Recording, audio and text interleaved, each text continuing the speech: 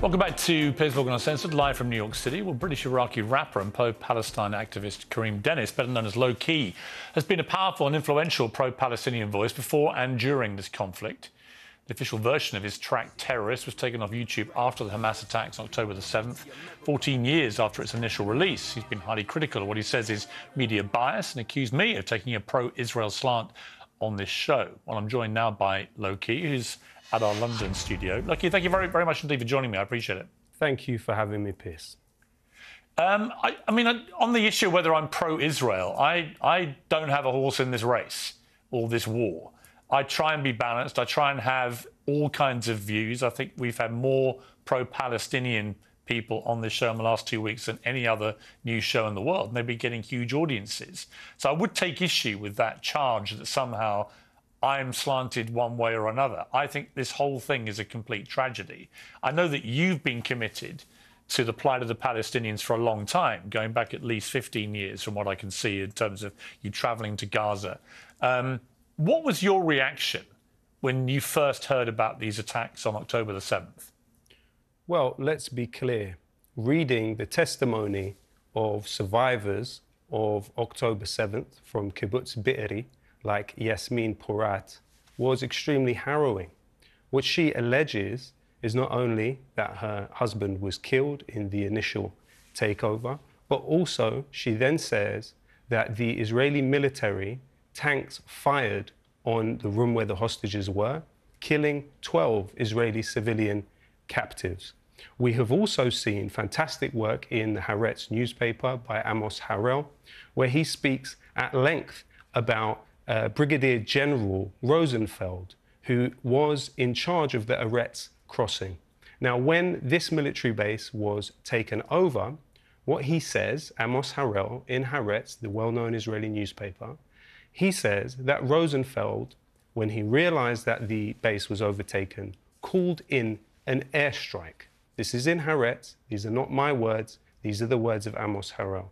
What we then saw is, since October the 7th, 22 Israeli civilian detainees killed in Gaza by Israeli airstrikes. The Israeli military has something called the Hannibal Directive. The Hannibal Directive was developed in Lebanon in the 80s by the Israelis with the clear understanding that they do not want the other side to take hostages. So, for example, you have the case of Hada Golding in 2014, what Israel called Operation Protective Edge, which killed over 2,200 Palestinians. But when this Israeli soldier was taken captive by the Palestinians, Israel then proceeded to kill everyone, including the civilians in the area around where he was kept and the soldier himself.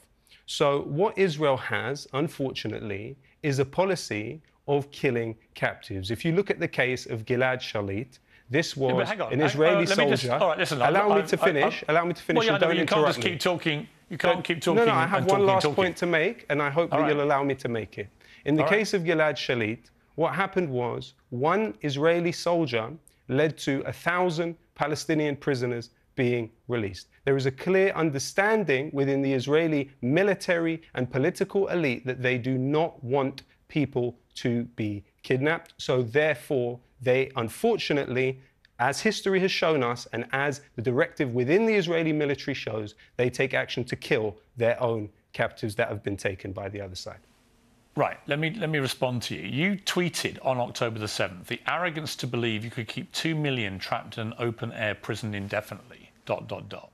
That appears to have been your only comment about what happened. So just for the record, do you condemn what Hamas did that day? I condemn the genocidal conditions which have created this violence.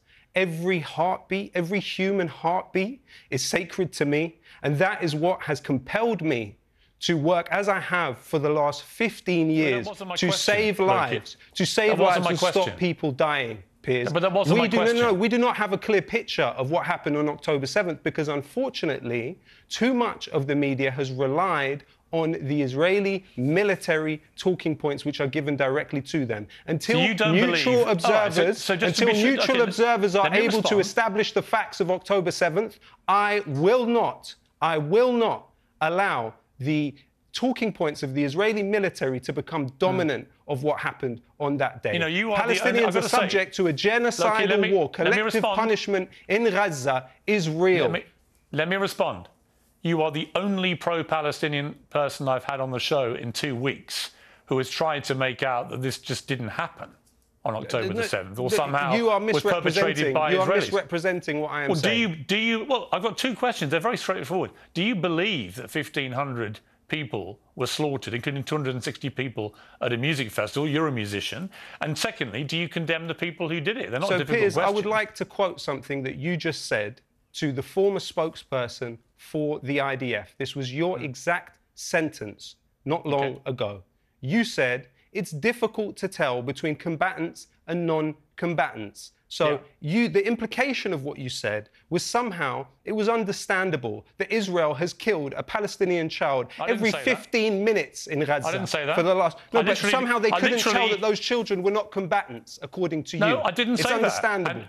I didn't say that, and I have said that it is absolutely appalling, the number of children who are dying in Gaza. It's appalling, and it will get worse. I make no bones about that at all. And I have to say... But you have to start... You have to start, surely, from a humanity point of view. I can absolutely express my horror at the deaths of Palestinian innocent civilians, as I have done many times over the years. I think it's horrifying. And I think this is why I have a serious problem with the proposed ground invasion, because I think it will create unbelievably large numbers of civilian casualties, and I'm not sure that the strategy will work. But I'm just curious why you, who is... I know you care about people. I know you care passionately about the Palestinian civilians, but you're the only pro-Palestine voice I've had who's even tried to suggest that what Hamas did on October the 7th was not as bad as we think. So is that what you think? What But what do we think, Piers? The information is not clear. As I've said to you, all human life is sacred. Hamas haven't even tried to hide it. It's sacred. But I'm not trying to hide anything. You're trying to hide something. No, with respect, you are definitely trying to dissemble here, and I'll explain why. I've given you an opportunity to simply say whether you condemn what Hamas did, which, by the way, they have brazenly boasted about. They posted videos celebrating what they did. There is no doubt about what Hamas did. They want you to know what they did. They want me to know that. They want the world to know. They killed Jewish people in the main and in Israel with impunity. 260 people at a music festival. Babies, grandmothers. They kidnapped 200 people. God knows what's happened to them. Now, you can shake your head, but what you can't do is deny that that happened, because Hamas have admitted it brazenly and with great pride. Stated, and secondly, if they've admitted it, do you condemn what they did? I absolutely mourn the loss of all human life in this conflict, and I have struggled for 15 years of my life in a way that, Piers, to be honest, you haven't, okay? And I take you as an empathetic person with a high level of emotional intelligence, okay? I have struggled for 15 years of my life to stop the killing, for a ceasefire now, to stop deaths. But I have to say, Piers, that actually this line of questioning, unfortunately, on a personal level, is somewhat hypocritical, and I'll explain why. On April 18th, 2022, you said the exact phrase that you feel like Nelson Mandela walking out of prison on the long road to freedom of speech. Today, there is a statue for Nelson Mandela outside Parliament. Now, Human Rights Watch, Amnesty International, Beit Salim, and even the Harvard Law School have said that Israel practices apartheid against the Palestinian people. Do you know what the ANC struggle against apartheid entailed? Are you aware that the ANC are believed to have very unfortunately, horrifically, and terribly taken the lives of children and civilians in their struggle against apartheid? So, Piers, you seem absolutely content to not only compare yourself to Nelson Mandela, who served 27 years in jail for what they described as terrorism at the time, but yet you cannot see what the vast majority of human rights organizations in the world see when they look at the Palestinians. When you look at UN Resolution 194, paragraph 11, the Palestinians have the right to return home. Almost a million of them were displaced in 1948 with the foundation of the State of Israel. And what we are now on the brink of is Palestinians, millions of them, being driven into the Sinai Desert with help of the US Delta Force, yeah, but Lowkey, with Lowkey, help let me of the jump British. In. Let me jump in. A manufactured, an Israeli-manufactured humanitarian catastrophe in Gaza. There is a 23% infant mortality rate in Gaza. Let me say something. I completely agree with you about the plight of the Palestinian people. I've tweeted about this for the last 2 weeks. No, to be fair, you haven't, Piers, and this is not journalism. Shireen Abu Akleh was journalism. Yasser Mortaja was journalism. Mu'taz Azaiza, that's journalism. Palestinians are reaching out from the cage that Israel has put them in, and they are trying to speak to the world. Yeah, and they are being met. They are being met with cold indifference. And I would say to you, Piers, I would say to you that gentleman that you've just had on the show, Mark Regev, he belongs in The Hague.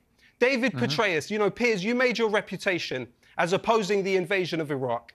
Well, I would ask you, journalist to journalist, how could you justify the interview you just gave to the head of US forces in that illegal occupation of Iraq that David Petraeus led? He was then the head of the CIA. Both of the individuals that you have just had on this show deserve to be in The Hague, tried for war crimes. I am not anything like them. I have not hurt a fly. Those two men have. Why are they given the respectability that you gave them with your interview? And why am I interrogated as if I am somehow someone that could hurt a human being? Well, certainly in Mark Regev's case, I pushed him hard on all the positions Israel is currently adopting. That wasn't hard. Let me explain. Because I did a tweet today, and I meant every word of this. I said, I have great respect for anybody who, in the immediate aftermath of this appalling terror attack, said it was outrageous and appalling. There are 1,500 Palestinians still under the rubble in Gaza. Exactly. You've had your say. They're still under the rubble, Piers. They're still under the rubble. You're not bringing them up with that.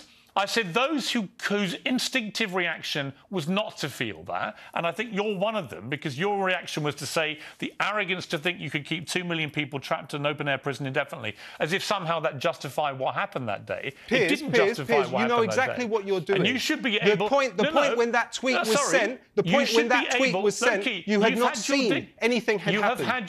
You've had your criticism of me, and that's fine. You're perfectly entitled to it. Like I said to you, or you said about me, I believe in free speech. You're entitled to your opinion of me, of David Petraeus, of Mark Regev. But I'm also entitled to judge you as somebody who did not find it in themselves to express anything involving any outrage or any... I've just expressed it. And Piers, this is not journalism. The idea of us comparing our moral compasses and somehow I have a deficient moral compass. Somehow I am a moral monster. You know what's true? You know what's true is I am not. The people that have shown a cold indifference to the ethnically cleansed Palestinians, dispossessed, 1 in 3 every refugee in the world is Palestinian. They are the largest refugee population.